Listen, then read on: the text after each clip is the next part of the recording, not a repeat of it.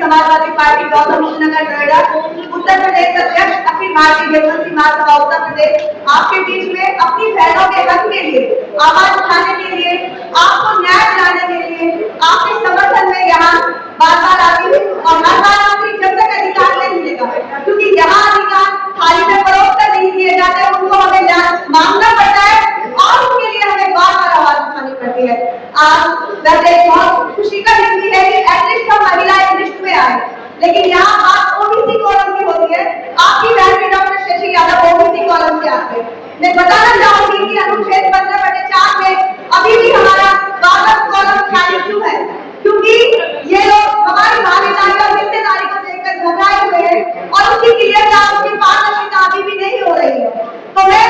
सरकार को ये चेतावनी देती हूँ, मंच की रही है कि हम अपने अधिकार के लिए आखिरी सांस तक लड़ेंगे जब तक हमें हमारा अधिकार नहीं मिलेगा। और वो हमारा मूल अधिकार है और संवैधानिक अधिकार के अकॉर्डिंग हर जाति, हर वर्ग की गिनती कॉलमों में होनी चाहिए और वो सामाजिक न्याय है, उसी से सबको न्याय मिलेगा, उसी से महिलाओं को महिला आरक्षण में भी हेल्प मिलेगी और ओबीसी कॉलम में ओबीसी जो हमारा अधिकार है, जो हमारा समानता का अधिकार है, हमारे एकता का अधिकार है, हमारा राजनीतिक अधिकार है, हमारे साथ चलने का अधिकार है, हमारा अपनी आवाज उठाने का अधिकार है, हमारे हक को दिलाने का अधिकार है, माता बहनों को बराबर में लाने का अधिकार है। डॉक्टर भीमराव अम्बेडकर के संविधान के अकॉर्डिंग जो उन्होंने हमें साथ में चलना और ऊपर खड़े होकर और उसने कॉलम सिखाया है, वो अधिकार है। तो वो ओबीसी कॉलम आज भी खाली क्यों है, उसका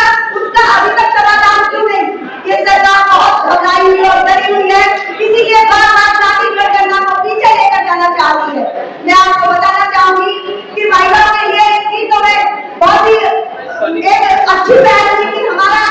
33% आरक्षण आसपास हो रहा है, संसद में भी उसकी बहुत जोर से आवाज उठाई जा रही है, लेकिन मैं उसमें भी कहीं ना कहीं हमको धोखे में न रख दिया जाए, कहीं ना कहीं हम गांव से और कहीं से आने वाली खेतों में काम करने वाली महिलाओं को फिर पीछे न रख दिया जाए। कई ग्राम पंचायत और जो कर्मठ महिला है, ओबीसी की महिला है और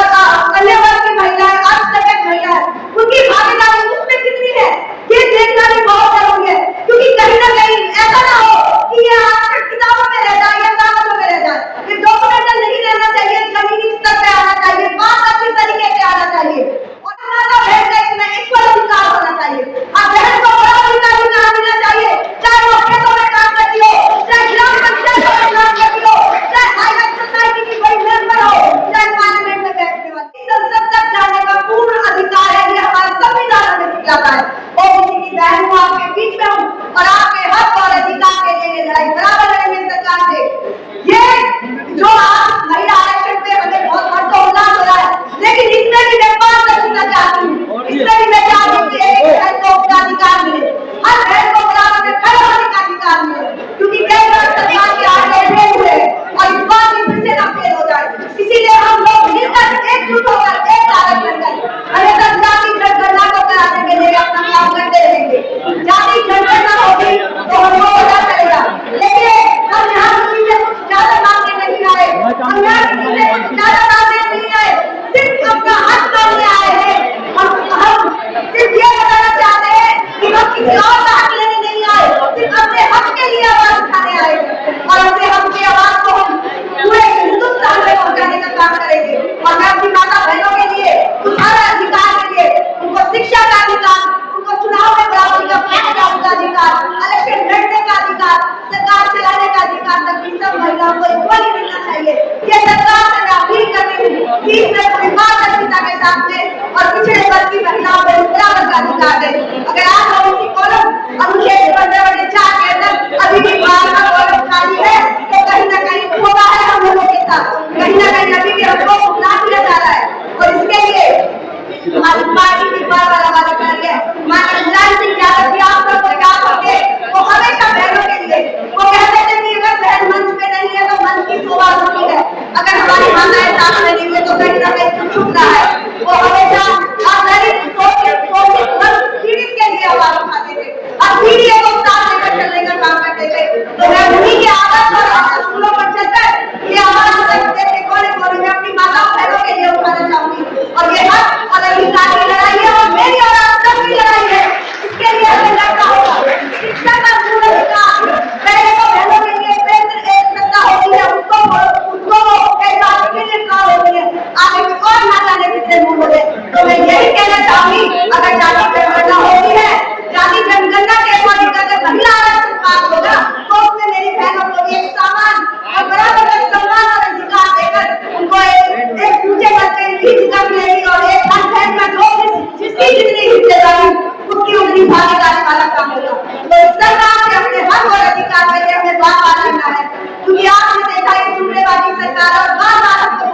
रखी है, कहीं ना कहीं हमको घेर के रखी है और मजबूर कर दिया आवाज उठाने पे। लेकिन मैं कहती हूँ बहनों, एकजुट होकर, एक ताकत बनकर, एक शक्ति बनकर अपने अधिकारों के लिए आपकी सब तक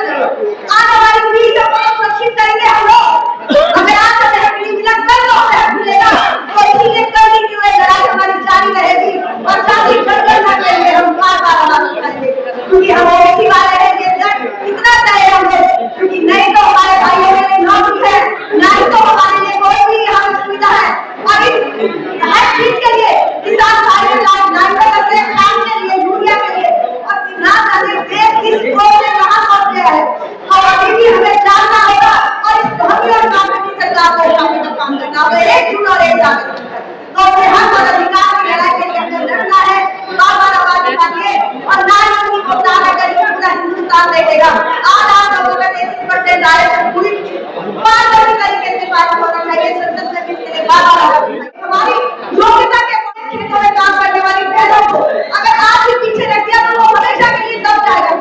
कहीं ना कहीं फिर हमसे कुछ ना कुछ होगा और ऊपर चढ़ेंगे और ऊपर आने वाले लोगों को फिर और आगे बढ़ा दिया जाएगा। तो हम यहाँ किसी का हाथ लेने नहीं आए, हम यहाँ किसी को पीछे छोड़ने नहीं आए। मैं कहती हूँ सबको आगे बढ़ना है, लेकिन सबको साथ लेकर आए, किसी का हक न छीने और किसी का हक न मारा जाए। इस सरकार से हमें सवाल पूछना है अपने हक और इंसाफ की लड़ाई के लिए, अपने अधिकारों की लड़ाई के लिए, महिला सुरक्षा के लिए, महिला शिक्षा के लिए, महिला कानून के लिए, जितने भी कानून है उन सबको पास कराने के लिए हम लड़ते रहेंगे बार-बार और एकजुट होकर एक साथ हम आगे आएंगे। मैं आप सबको एक बार फिर से अपने इस मंच के जरिए यही बताना चाहूंगी कि ये जाति जनगणना आपकी लड़ाई नहीं है। इस देश में हर चीज का डाटा है, तो ओबीसी का डाटा अभी क्यों नहीं, एसटी और उत्तर का डाटा क्यों नहीं इन लोगों के पास है, लेकिन इनको पता है कि आपकी तादाद उनसे ज्यादा है और आपकी तादाद अगर उनसे ज्यादा है तो कुछ 10 लोग 90% लोगों पर राज कर रहे हैं और उनको डर है अगर 90% हमसे ऊपर आए तो हम कहीं के नहीं बचेंगे। इसीलिए आपको बार-बार किसी न किसी चीज में उलझाकर पीछे रख दिया जाता है। तो अपने हक और अधिकार के लिए लड़ो और मैं कहती हूँ पढ़ो, शिक्षित बनो और कानून को समझो, संविधान को समझो और जो शिक्षा हो का रूल है, जो इसको किएगा वो दबाएगा और अपने हक और अधिकार के लिए बार-बार आवाज उठाएगा। मेरे माताओं से कहना चाहूंगी कि आप गाँव से आएंगे, कोने-कोने तक शिक्षा का चीज ले और समाज वाली सरकार में हमेशा महिलाओं को पढ़ करके सम्मान दिया जाता है और हर बार उनकी बात को सुना जाता है और आगे रखा जाता है। तो आपके आज मुझे यहाँ आपके साथ में अपनी बात रखने का मौका मिला, इसके लिए मैं अपने अध्यक्ष को तमाम का धन्यवाद करती हूँ। और मैं बताना चाहूंगी आरक्षण तो पास हुआ है, लेकिन इसमें हमारी कितनी हिस्सेदारी निकल के आएगी इसका भी हमें विचार करना होगा और जब तक हमारा हिस्सा हमें नहीं मिलेगा हम पीछे नहीं हटेंगे। चाहे हमें संसद भवन को घेरने का काम करना पड़े, चाहे हमें संसद को घेरने का काम करना पड़े, हम पीछे नहीं हटेंगे। हम धरना प्रदर्शन करेंगे, आंदोलन करेंगे, लेकिन ओबीसी और अल्पसंख्यक महिलाओं के लिए भी हम बराबर का आरक्षण चाहते हैं, हम बराबर का सीटें चाहते हैं उनके लिए भी, ताकि वो भी अपने समाज को आगे लेकर आए। क्योंकि ये सरकार, ये हम हिंदुस्तान के अंदर रहते हैं और यह संविधान के नियम लागू होते हैं, तो संविधान पर हम लोग काम करते हैं। तो संविधान ने हमें बाधा में लाने का काम किया है और इसी से जो आरक्षण हम लोगों के पास बोले जा रहा है संसद में, जिसमें लड़ाई